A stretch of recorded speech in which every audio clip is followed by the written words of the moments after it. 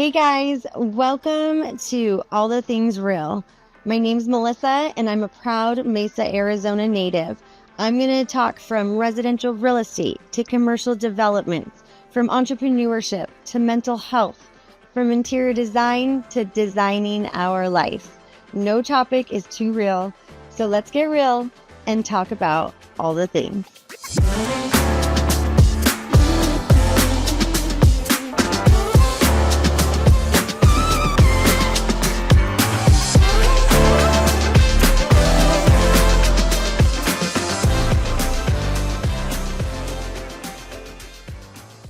So we are here at the studios with some amazing guests today.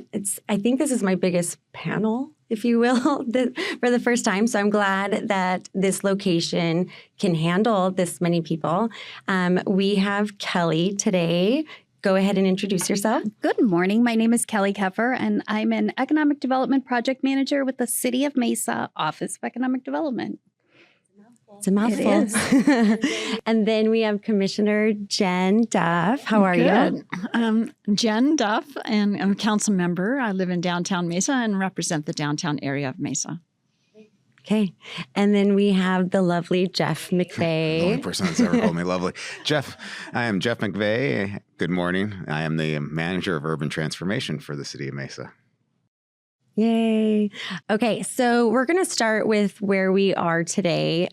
Kelley has been brought in because she is very involved in this building. I'm going to have you go through and tell everyone about the studios and why we're here and like how this became. Thank you again for having me as your guest. We are in the studios, which is located at the corner of First and Centennial in downtown Mesa. The overall building is called the studios, but it really consists of 3 different floors. On the second floor in the lower level, we have Mesa Business Builder at the studios, which are specific programs run by the city of Mesa. And then on our main floor, we have ASU Edson E+I, which also supports small businesses and entrepreneurs here in the city of Mesa. Okay, great. And so the public, anyone can come and check out the space, use the space.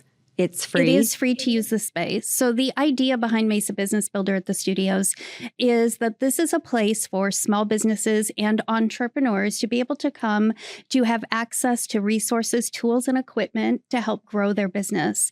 What that means is we have everything from event spaces, private meeting spaces such as conference rooms, small offices, and then a lot of technology resources. The podcast studio that we're sitting in today, we have a computer lab for training. We also have an AR/VR studio for businesses that want to explore how to incorporate AR and virtual reality into their business. Think virtual storefronts for our retailers.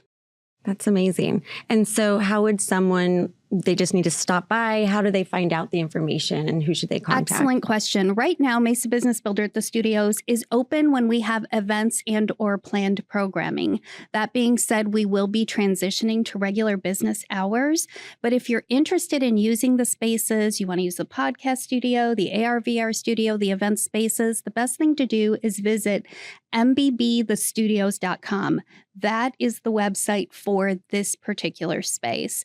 On there, you have links. You can click a button to reserve a room and or reach out to staff to schedule whatever it is that you'd like to do in the space, including tour. If you haven't seen, we really encourage you to come down and see all of the resources that are available here. Yeah, it really is an amazing space. Now, for me, being an interior designer and in real estate, I'm obsessed with the building. I love that you guys kept a lot of the original, the mid-century vibe. It goes with downtown Mesa. You were a part of that panel, or what did you call it? I would say that I was a part of the fit up of the interior for our spaces. But when it comes to the actual architecture and bringing this building back online, is that fair to say, Jeff? I'll punt to Jeff and let him talk a little bit more about that. Yay, Jeff. So this building, and it's got a long history. Late 1950s, this was Mesa's first public library.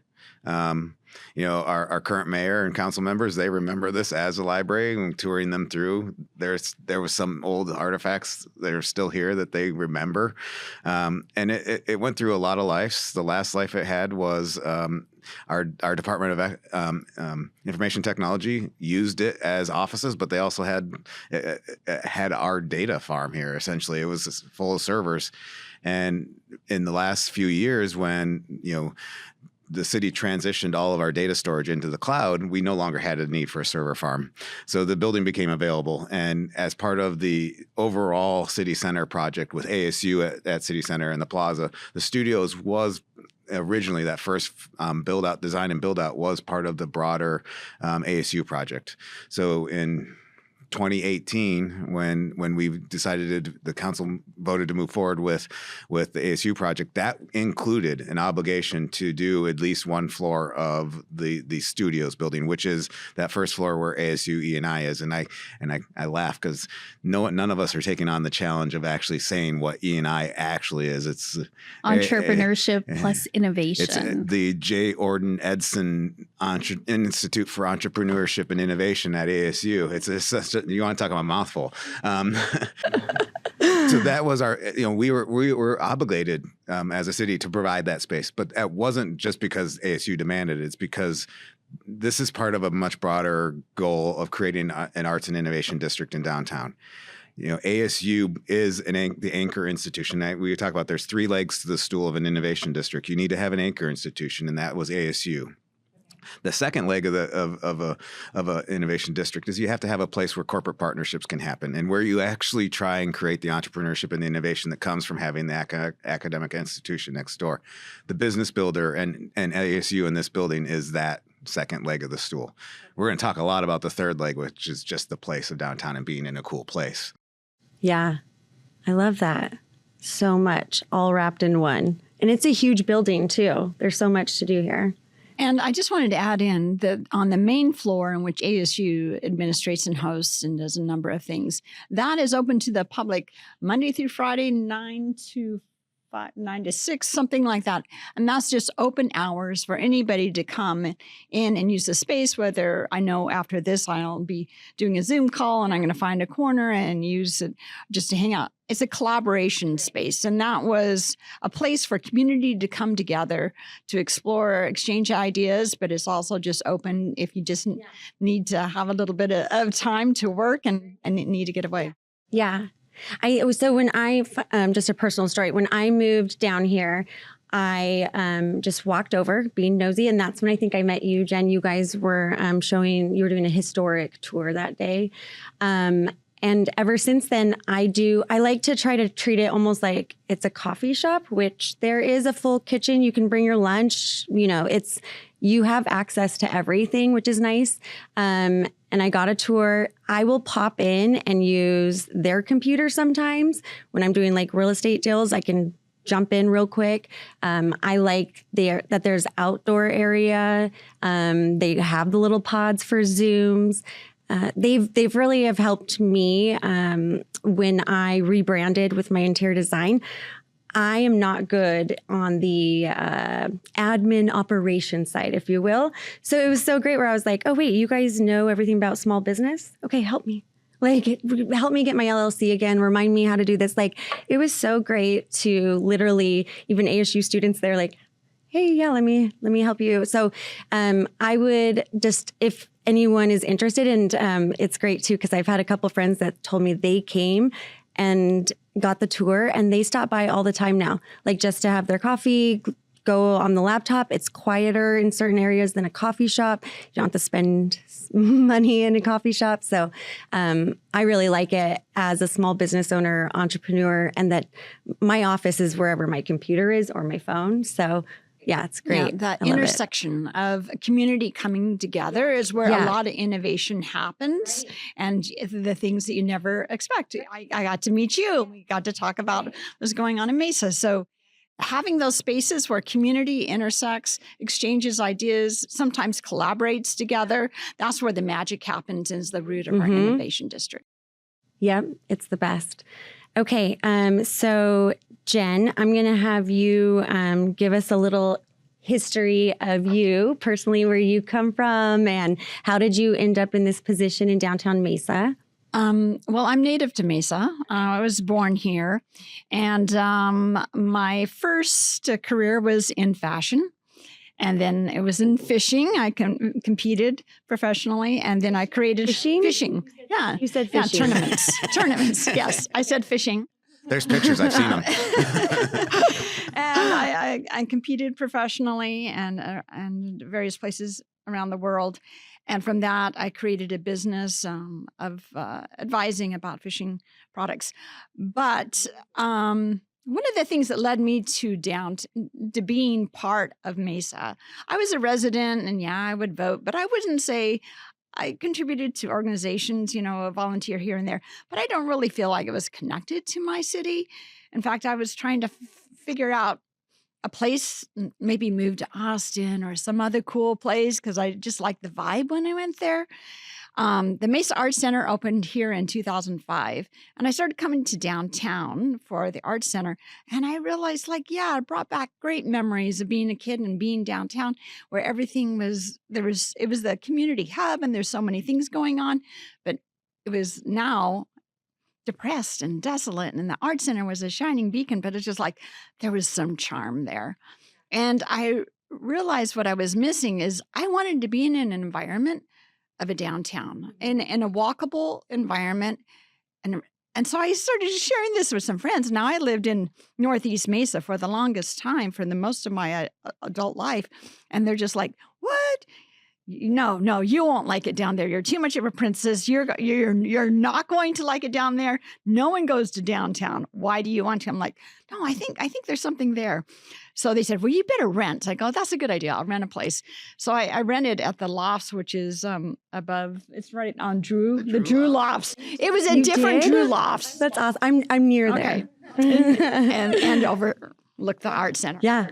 And I fell in love with the community here. And in 6 months, I was looking for a place and found a little bungalow on 2nd Street that was on Bank Repo. This is 2009 at the bottom of the housing market. Amazing.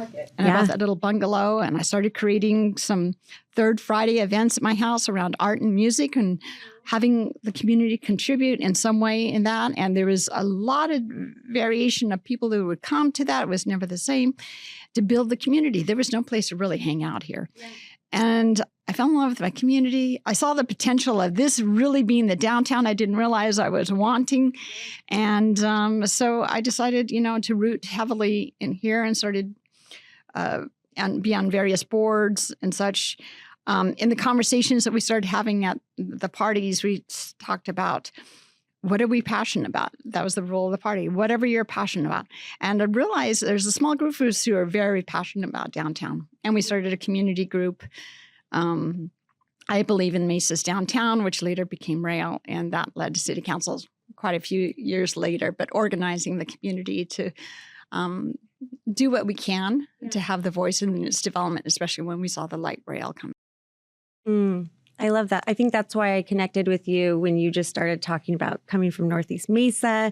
And I kind of had that white picket fence moment of am I really going to leave where I grew up? And all these moms are like, you're moving where? What about so you're gonna, what about having a big yard and all these things? And I'm like, I like that feel of when you go on vacation and you don't have to get in your car and you can walk wherever you go, but then also not feeling like you're surrounded by these ginormous buildings and you can't breathe and have fresh air. And so I thought I'm just going down there temporarily. And now I cannot leave. So far, yeah.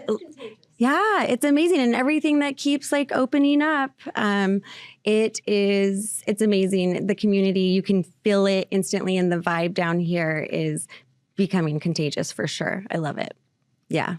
Okay, I love that story. And I still can't believe you're fishing. Yeah, I know. That's so funny. I love that. Okay, Jeff, give us a little history of you, where you come from, and how did you end up here? Well, I ended my professional fishing career about 10 years ago. You were a hunter. Terrible. Yeah, so I moved here from Wisconsin in 2005, September of 2005. So just as you were probably getting started figuring out downtown. I was just moving to Mesa. I worked for the city. I've worked for the city since that point. I started in the planning department as a planner. Somewhere, in the Great Recession, I got laid off because I was, the last hired, first fired kind of mentality. So I got a 4-month forced vacation, and which is the best thing that ever happened to me. I was brought back to the city 4 months later to essentially write the master plan for downtown and to manage the development of the zoning that we use the zoning for downtown. And that was in 2009 or 2010. From that point forward, I guess I became the downtown guy for the city. And when Mayor Giles took office, he also believes heavily in downtown, and he wanted a specific initiative focused on downtown. So I had the opportunity to essentially create the Office of Downtown Transformation out of whole cloth, and just start working and focusing on everything downtown. More recently, that role's kind of expanded. So now we're more focused on urban transformation. Downtown is a very important focus of that, but we're also trying to see if we can accomplish similar types of redevelopment successes along the light rail corridor in general, to really take advantage of the investment that the city has made in light rail, and to bring some of that reinvestment back. I love that. I rode the light rail for the first time this weekend. Oh. I know. I can't. I don't know why. I've never have, but I thought it was so much fun. I went to the ASU game. That was awesome. Like, I couldn't believe, again, you feel this like contagious energy, just being able to walk out my door, jump on with all of these ASU and BYU people going to it. Like, literally, I thought it was going to be a all-day event, just trying to get down there. And it was amazing. Like, I don't want to ever drive again. So the important question is whether or not you rushed the field and had to get kicked off so the game could finish. So, the answer is yes. No. I have video. It's so funny. I went with Trent Smith, and I was like, he's like, we're going to go down into the field. And I was like, no, we are not rushing the field. I am scared to death. So no, but we got really good video of the game. It was an amazing game. Yeah, it was super fun. Okay. Do you want to touch base on anything else with the light rail for anyone that, especially that people that aren't from Mesa or that live in Mesa, I don't know, why would they want or need to come and check it out? Yeah, I'll start. Light rail is fundamental to creating an urban environment, and it's fundamental to having a downtown that provides options for people.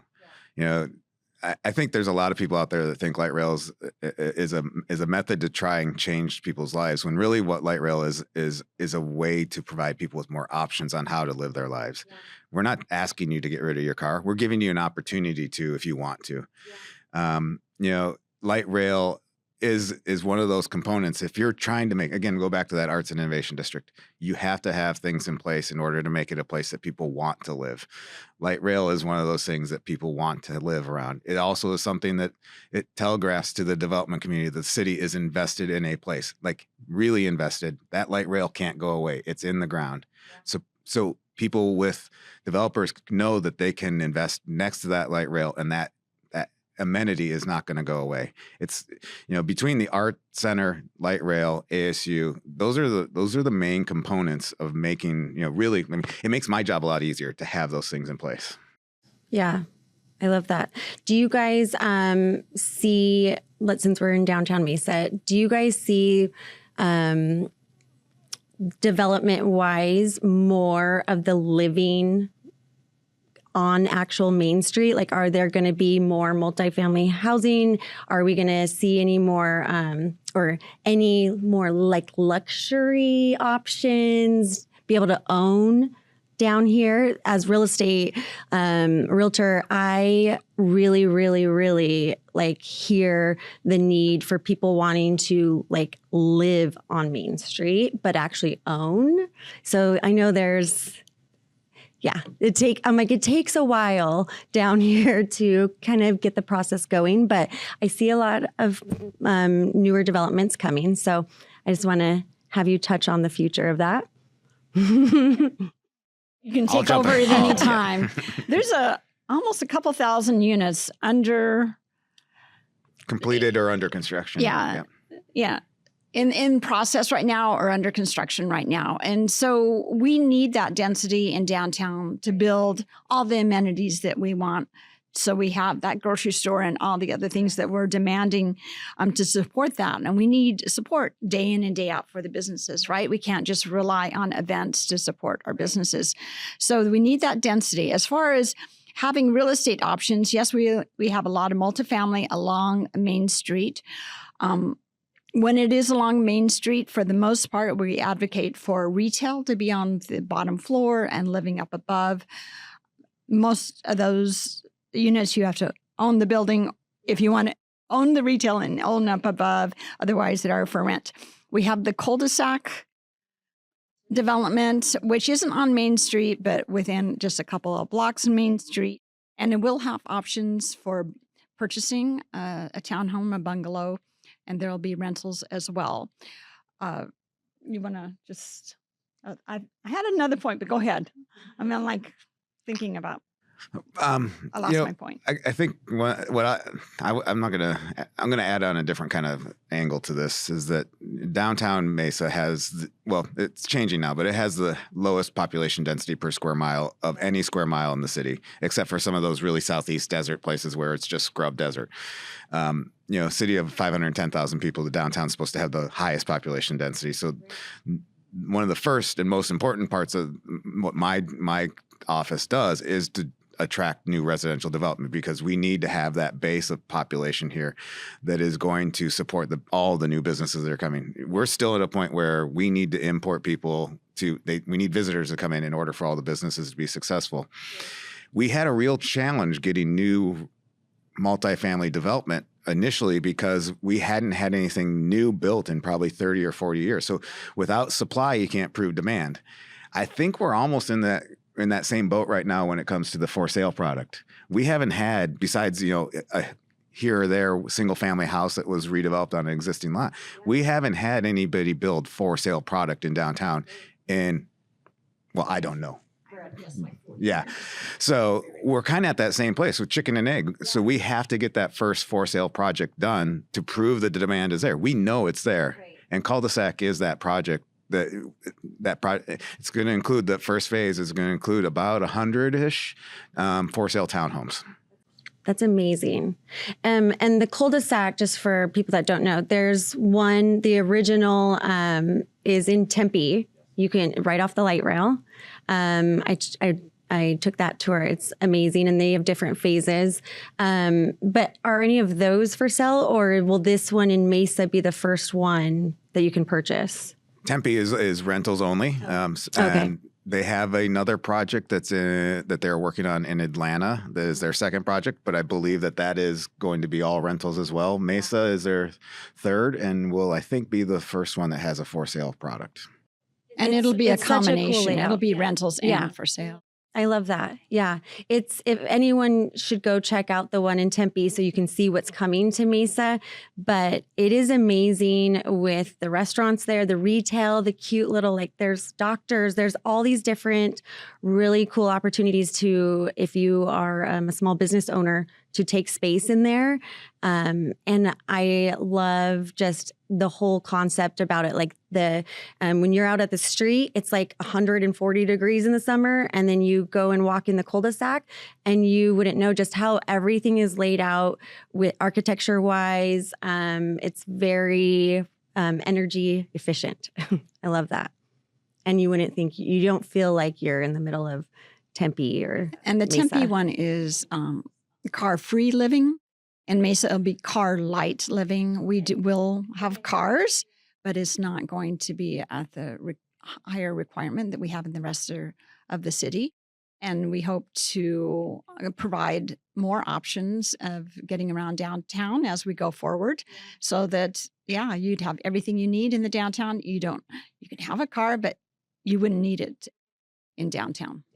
Yeah, I love that. And I love that you guys positioned it, the new cul-de-sac, where you will be able, pedestrian-wise, to get to Main Street super easy. Just down, what is that? Is it Hibbert? Yeah, down Hibbert right to Main, and you can jump on the light rail again or walk to downtown. We might see an autonomous shuttle in our future that could get you all over the square mile and just leave your car. Or if you don't have a car, it's no problem to go from one corner to the other of downtown. So you never know.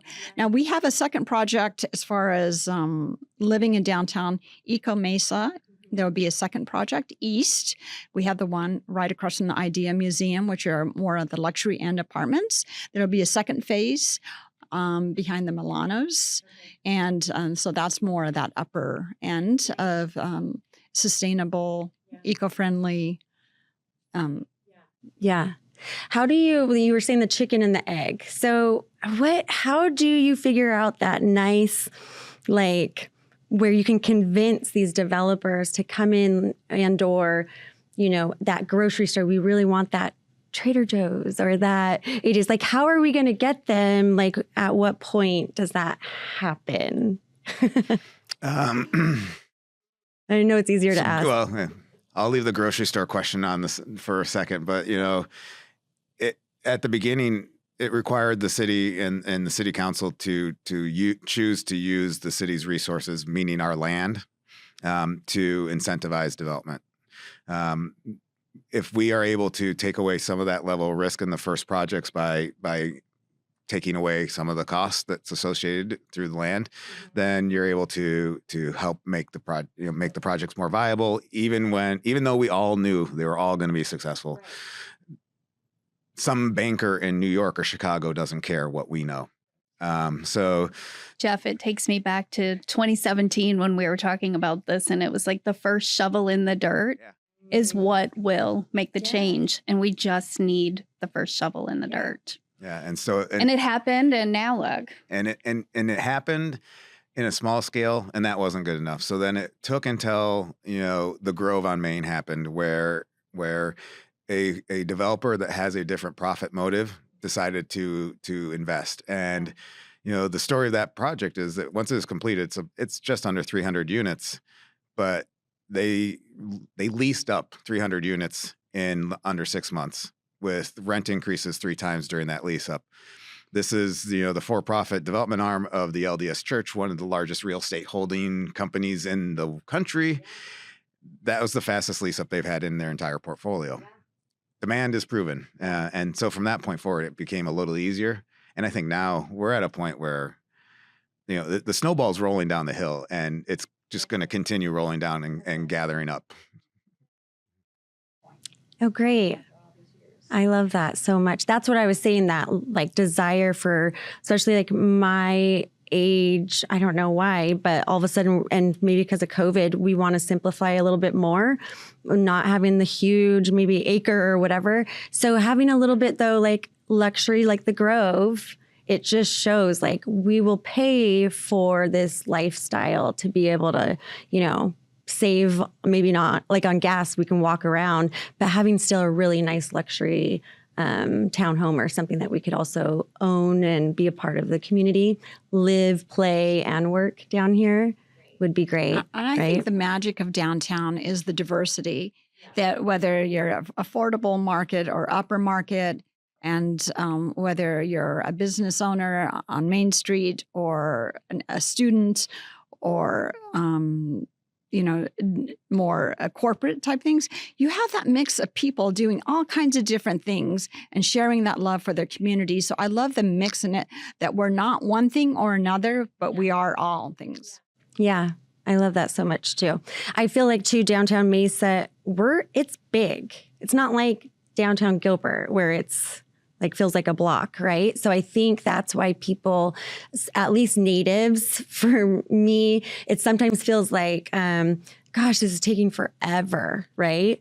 But when I actually now am down here, I'm like, I feel like everything is the snowball effect. You can feel it and it's coming, but it's also like we have so much opportunity down here because of the space, I feel like. Right? And I think we're at about a halfway point of what's possible in downtown. So we're just starting to see it really shape and has a good bones to it, and some really catalytic things are happening. We have future phases at ASU going on, and I just wanted to touch upon that Arts and Innovation District. And the idea is from education, entrepreneurship, and incubation, which Kelley is very involved with here at Mesa Business Builder, and being able to cultivate that and build upon it. We're building businesses instead of just attracting businesses. And then having the incubator spaces and the places to live downtown and to collaborate in different sectors and stuff like that. To have that, we'll be able to build downtown into a vortex of creativity between the arts and innovation. If you're a creative, especially around the digital arts, which is what ASU brings to the table, to create a base here of like, I'm a creative in AR, VR, or gaming, or film, or whatever that is, as well as just your regular business or whatever you're doing as a creative, creating your own business. I got to be in this environment because that's where things are happening and people are building this economy like that. So I think that will be the longevity of our downtown. It's not just a great place to live or eat or catch a play or be in education, but it is where all those things are coming together to create a lifestyle and an economic future. I think that when we talk about the creative economy, it's important to remember that it's more than just, maybe the arts, that having the creative economy involves everything from arts and culture to advanced composite materials and cybersecurity and what's happening in the technology space. So we started talking about the creative economy being the strength of downtown Mesa back in 2017 and the iteration of that over time. So we also have a business incubator called Launch Point here in downtown Mesa. We've been here since 2016, and since then we've hosted more than 60 businesses at our business incubator. They have raised more than $350 million in capital overall and created more than 350 jobs globally. Most people don't realize that, but that's everything from pharmaceuticals to medical devices to advanced composite materials. All of that's happening here in downtown. Oh, that's amazing. Yeah, I think you don't know until you know. That's amazing that you can host that down here. I love that. So just to kind of go in a little bit more personal angle, while we're talking about downtown Mesa, for you guys, where's your favorite spot to visit or eat at, or why should someone come check out downtown Mesa besides this amazing building and everything you guys offer here? I will go first only because I have a fresh experience just from yesterday. I went to Proof Bread to pick up a piece of pizza for lunch and happened to run into a couple who was walking down Main Street, and they were talking about, oh my gosh, this is so cute. And I had no idea. And look what's happening. So of course, working for the city, I took advantage of sharing some other facts and details about some additional places that have opened and what not to miss with Merry Main Street coming, with the ice rink and the Christmas tree and all of the festivities. And they said, I had absolutely no idea. I said, please, by all means, spend a little time and check it out. Yeah, I love that. What do you get from Proof? Well, yesterday I had the pizza, but I'm also known to get some different bowls from Proof Bread. And when I was in their store, there was actually a couple who come all the way from Tucson to buy their products. Seriously. No Every way. couple of weeks. Dang. They had pretzels over the weekend I wasn't able to get to, but they look like almost like a handbag. It's hard to choose. It all looks delicious, and that's a lot of carbs. What about you, Jen? There are so many great little places about downtown. I always suggest for people just to walk it and discover so many things going on. And some of mine are the ones that aren't noticed, like the Green Belt. The Green Belt is it so has cute. The novel ice cream, and it has the OBC coffee, which I just had banana coffee there this morning, and it has gotta get the banana coffee. Beetle Bodega, and it has the barber shop, and it goes on, and it's just a little tiny corridor on First Street in McDonald, and you don't even know it's there until you get in this little crevice. The Mesa Arts Center has a contemporary arts museum, absolutely free, one of the best in the Southwest. And it always has amazing shows. No one even really knows that it's there. There's so all of the businesses inside of Cider Core, which I love. But if you go in there, then you have Mike's Pizza and what's the Pear Cup? Pear. Yeah, Cupworks, some of the More best coffee, so good. There are so many amazing little things that you don't notice or don't know about until you start walking downtown and get to know the people. And any of these places, starting up a conversation with someone else there, you discover even more. Right. I love too, when you go into any of these places, you're more likely to meet the owners. They're all working there. They're all hanging out. It's very community feeling for sure. Okay, Jeff, we know it's not a coffee place. Where are you recommending to go? I'm going to be as good a politician as the actual politician because you're putting me on the spot. I don't have a favorite. Everybody's my favorite. Okay. I mean, honestly, I mean, I'm very biased. I mean, it's obvious, but I'm not wrong in my bias. Everything is great down here. I mean, it depends on what you want. If you want good Asian food, you go to Nantaporns. If you want good, Mexican food, you go to Mango's or Tacos Chihuahuas. If you want a good beer, you have no lack of options there. I mean, if you want a good cocktail, we now have options. I mean, I have too many favorites is probably the real problem. I don't have enough time to go to all the places that I want to go to. I know. So like the money that I'm spending down here is just great. What about a favorite event down here? Oh. Since you live close to, right? Like, what do you like to go to? Event-wise, we're kind of, we've had 2 years now. We just had it a couple weekends ago, the Downtown Mesa Barbecue Competition. Oh, yeah. That's near and dear to my heart. That's a favorite? Yeah. Okay. Yeah. Yeah, I think I do love Merry Main Street because I do love Christmas and how it's activated and also the ice rink we have. So I feel like Christmas is throughout downtown and it's growing ever more and we're doing windows and it's bringing the magic back. So when I was a cute. kid, my parents sort of put us in the car and we drive up and down Main Street to look at the decorations on Main Street.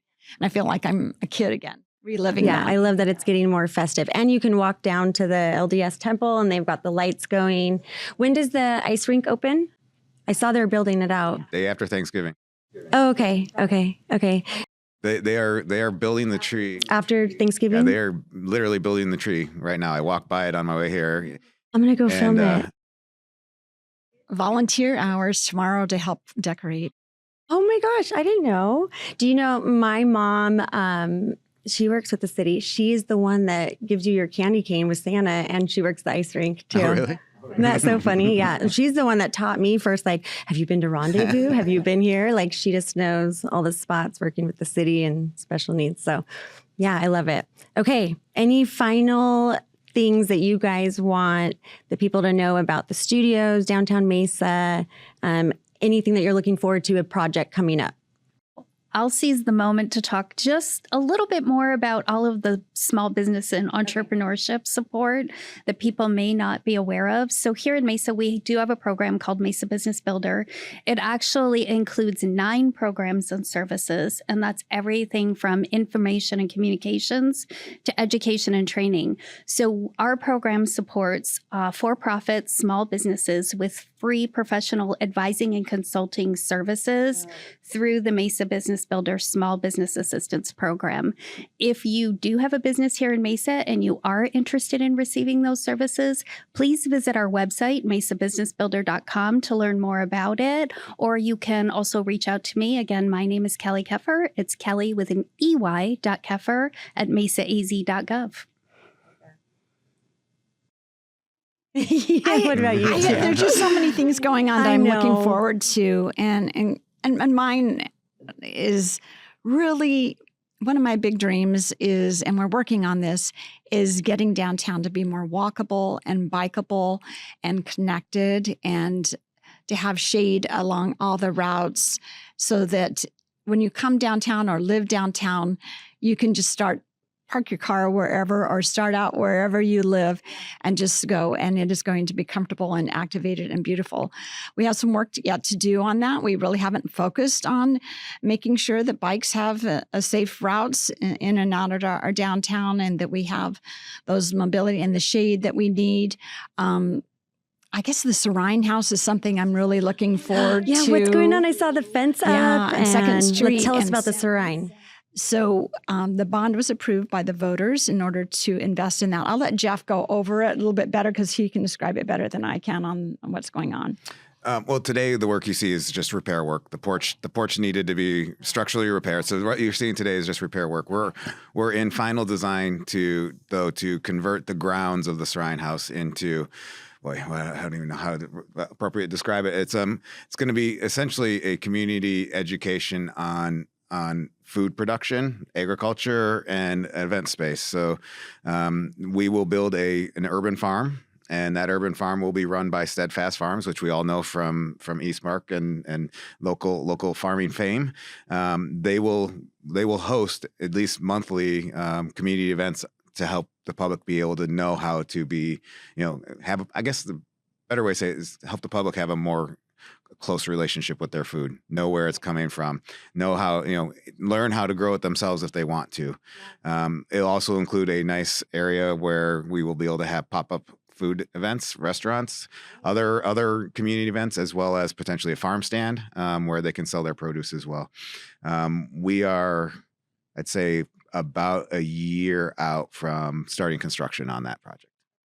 And I forgot to mention, but this is so important, that restaurant incubator. Yes, that was going to be my answer. Do we have a name? No, please go ahead. We don't have a name I'm yet, so excited. But that was going to be my answer of what I'm most excited for, and it's the restaurant incubator that we're. Okay, is that next to the Nile? Okay, Mark Freeman was on my podcast and he touched on that, saying that something's coming. Okay, tell us a little bit. So this is 111 West Main Street.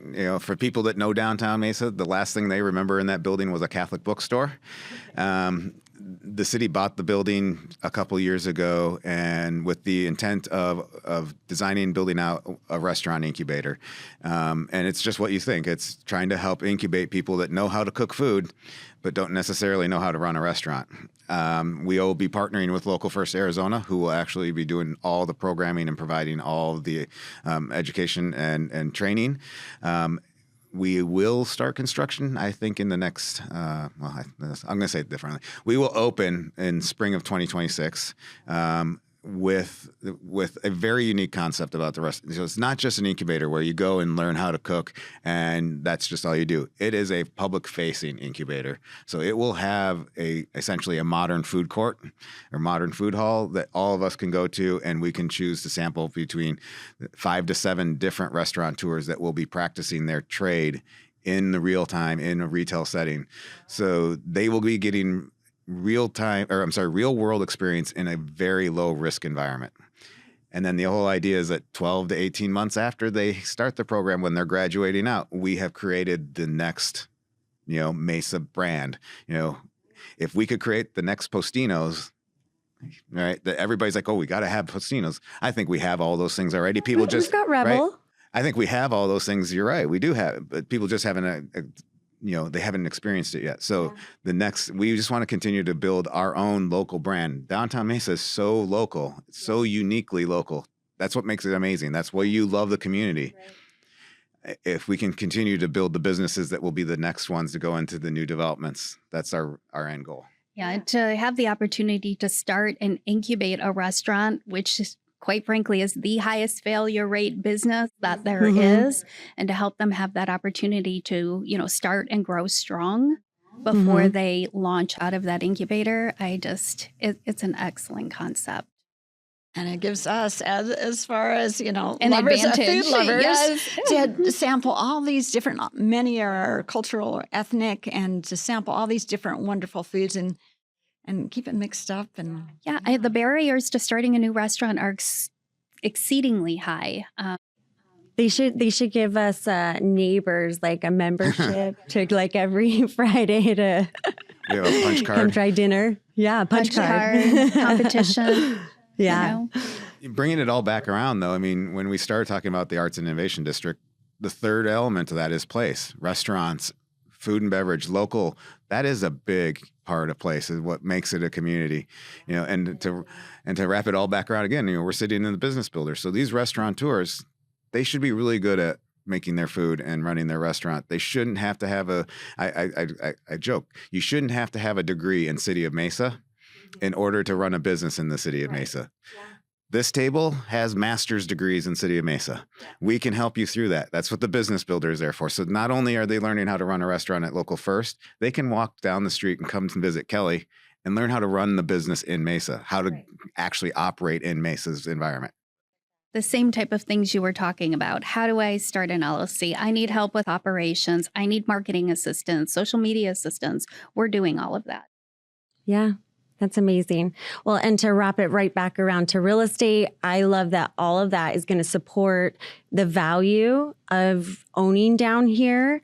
Entertainment, like when you get an appraisal, these are all the boxes why they're not getting checked sometimes, why our market might be lower than, let's say, the Gilbert or Arcadia. It's because we need walkable, a certain amount of entertainment. Appraisers are checking these boxes. So it's going to be great that the more access to being light rail, all of that, it's just going to help the value. So I see real estate wise, especially when the cul-de-sac goes in, everyone around, and Mesa Country Club being redone. I'm getting excited to see what happens with the real estate around there. So it's very exciting. I want to thank you guys so much for coming on my little small podcast and informing us about so much down here. I really do love that you took time out of your day, but also that you guys, I can feel that your guys' heartbeat is down here too, even though this is your job. Why I was attracted to bringing you guys on here, I want everyone else to kind of feel this energy, that you guys are really passionate about your jobs and that you live down here too, and that you support it all. So yeah, hopefully someone listening comes and checks out all the things you told them. Today. We're passionate about what's going on here. And there's nothing more that we love to do than talk about it and share it with others. So thank you for that opportunity.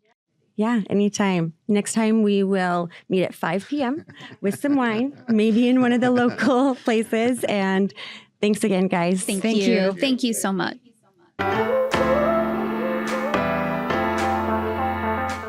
It means so much that you've tuned in to All the Things Real. Thank you so much. If today's episode connected with you, please don't forget to share, subscribe, and leave a review.